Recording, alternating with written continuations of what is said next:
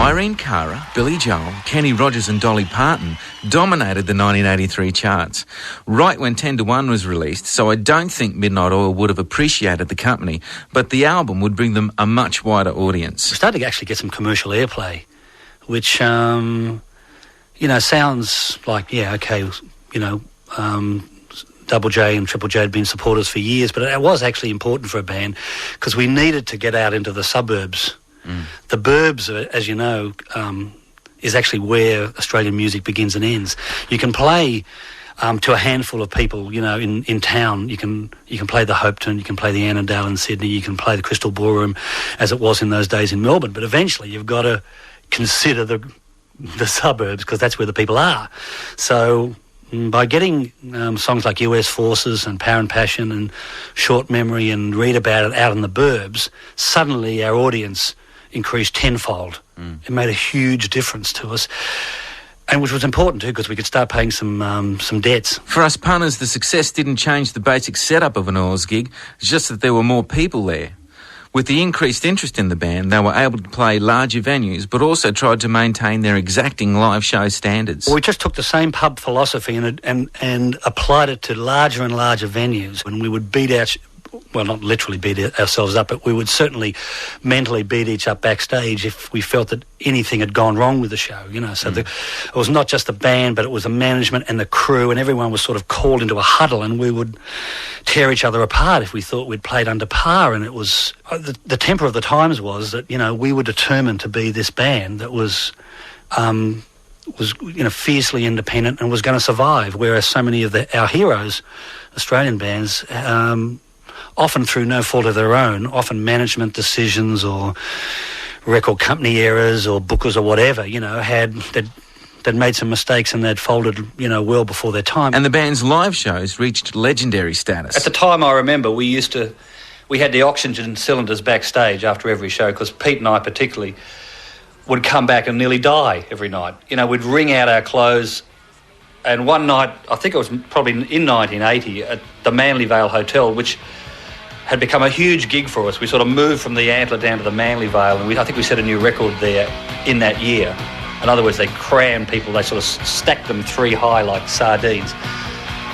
And one night it got so hot that we had to get Zev to go down to the local garage and raid the icebox, and he brought back huge garbage tins of ice, and we literally, to finish the gig, we actually had to get the crew to upturn these garbage tins of ice onto us just to cool off. 1996 or 97, Princess Theatre, Melbourne, night 2 of the Oils Unplugged show.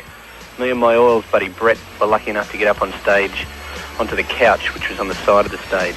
They were edgy, raw and really, really loud. Redhead Beach, they put an outdoor concert on with a few other bands. It would have been about 5,000 people and it just went off.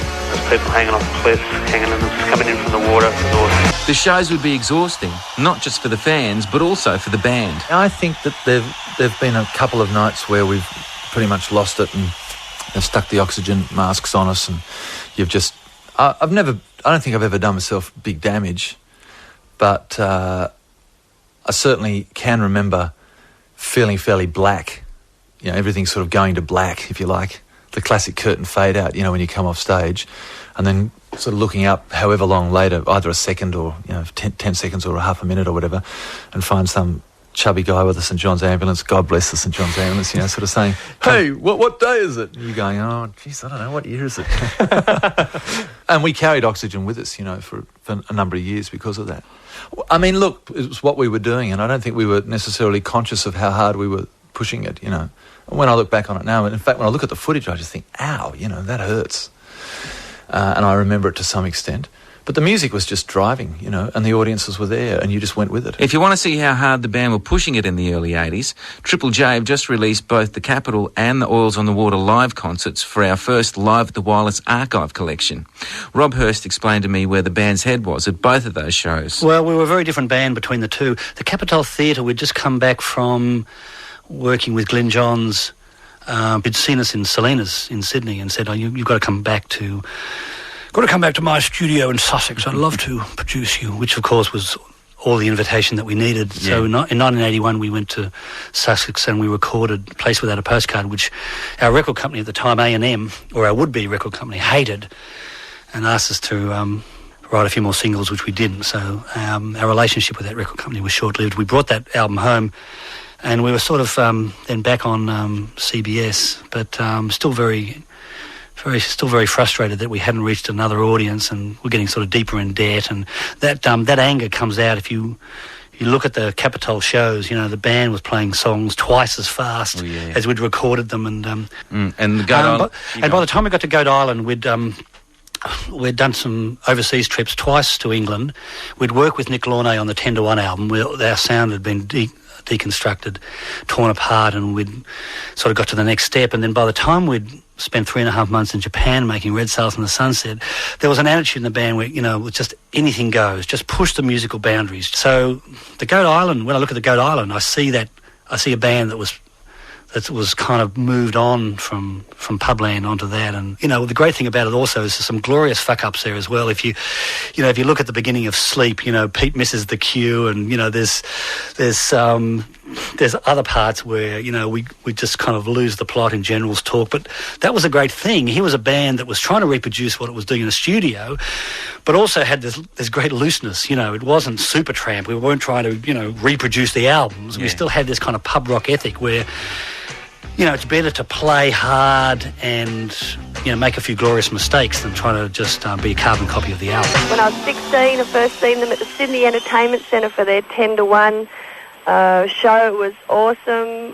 My first ever big stadium concert, and the best part was when they did Power and the Passion, and this stage opened up above the main stage. A curtain went back, and this 3-piece horn section ripped into that part of Power and the Passion. It was great. During the Oils Blue Sky Mining Tour at Memorial Drive, Rob Hurst went into his drum solo on the Power and the Passion. At the very same time, an electrical storm with lightning everywhere was directly behind the stage in the distance.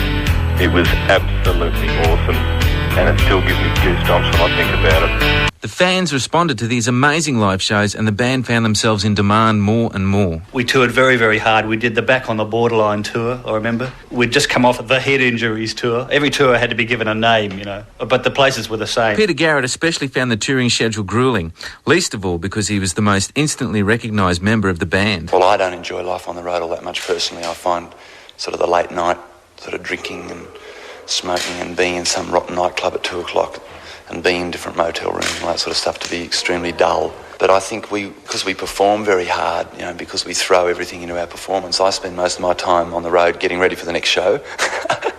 So although I get to go to all these places, I don't ever see that much of them. But the band needed to change the routine to prevent everything from going off the rails, as Rob explained to Tracy Hutchison. As it is, we made a resolution that we weren't going to do long tours of the States, and we haven't.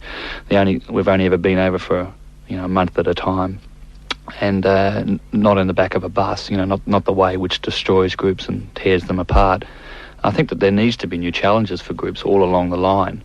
What they are, for us, has been recording in different environments. Like, I think the recording of Red Sails in Tokyo was one of the most exciting things that we've done. You know, it was 3 months in Japan and recording in the studio and having to learn Japanese to make the record and that sort of stuff. They're the sort of things you remember. Midnight Oil wouldn't only make the trip to Japan, but would also play with The Clash and The Who in Europe and take on the US college circuit. It wasn't really until, particularly in the United States and Canada, that we took our cult audience, which was mainly a college audience, and turned it into a much bigger audience driven by radio singles like Beds Are Burning and The Dead Heart.